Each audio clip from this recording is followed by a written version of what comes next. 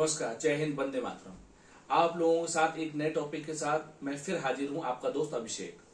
मैं आज बात करूंगा जो हमारे सर्वोच्च न्यायालय है उसके ऊपर। कहा जाता है कि सर्वोच्च न्यायालय में कोई भी आरक्षण प्रक्रिया लागू नहीं है, लेकिन मुझे ऐसा लगता है कि सर्वोच्च न्यायालय से ज्यादा आरक्षण कहीं पर भी इस देश में नहीं है। जैसा आप लोगों को पता होगा कि वहां पे कॉलेजियम चलता है, वहां पे अपना भाई भतीजावाद चलता है, वो उन्हीं को ही जज बनाते रहते हैं, अपने परिवारजनों को ही।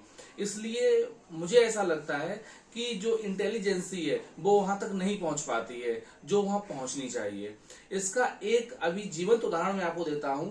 अरविंद केजरीवाल को जो अंतरिम जमानत दी गई, जजमेंट में ये कहा गया कि वो पेशेवर मुजरिम नहीं है और वो किसी प्रदेश के मुख्यमंत्री हैं, इसलिए उनको जमानत दे देनी चाहिए। और आप देख सकते हैं कि केजरीवाल जी जमानत से बाहर आने के बाद में उन्होंने अपनी ही महिला सांसद स्वाति मालीवाल जी को उन्होंने अपने पीए के हाथों बुरी तरीके से पिटवाया, जहां की वो थाने में भी गई, उन्होंने फोन भी किया। और वो छोड़िए, अब हम बात आते हैं कि सर्वोच्च न्यायालय के फैसले के ऊपर। केजरीवाल जी ने ये बोला कि वो मुख्यमंत्री हैं और पेशेवर मुजरिम नहीं है, इसलिए उनको जमानत मिलनी चाहिए। और उनके चुनाव आ रहे हैं, इसलिए उनको कन्वेंसिंग करने जाना है, अपने प्रत्याशियों के लिए वोट मांगने जाना है, इसलिए उनको बेल दी जाए। और उनकी बेल ग्रांट भी की गई सर्वोच्च न्यायालय के द्वारा। तो मुझे बताइए, जो और मंत्री या मुख्यमंत्री हेमंत सोरेन वगैरह जो जेल में बंद हैं, तो वो भी तो इसी ब्याह पे फिर बेल मांगेंगे। और जो एक गांव का छोटे तबके का किसान आदमी है, वो भी कह देगा हमें खेत में आलू में पानी लगाने जाना है, जज साहब हमको 2-4 दिन की बेल दे दो, पानी आने लगा के आ जाएंगे। फिर सजा का प्रावधान, सजा किस बात की रह गई, आप खुद बताइए।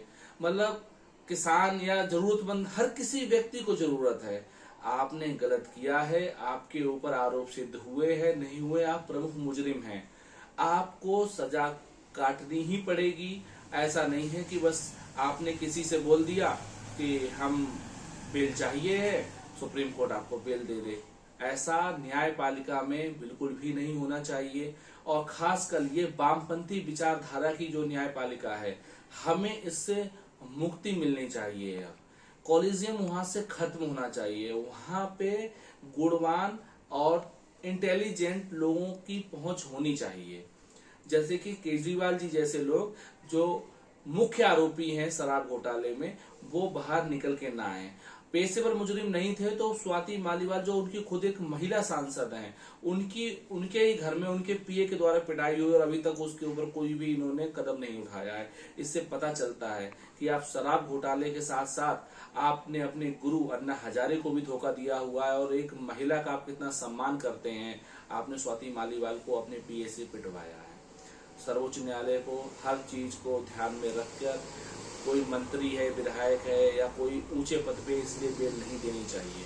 फिर ऐसे तो छोटे इंसान की तो कोई वैल्यू ही नहीं रहेगी। और जो केजरीवाल को जिस ब्याह पे जमानत मिली है, हेमंत सोरेन भी कल बोल देंगे, कोई भी मंत्री बोल देगा कि हमें इस ब्याह पे हमारी कन्वेंसिंग करना, हमको वहां पे चुनाव लड़वाने जाना है, हमको बेल मिलनी चाहिए।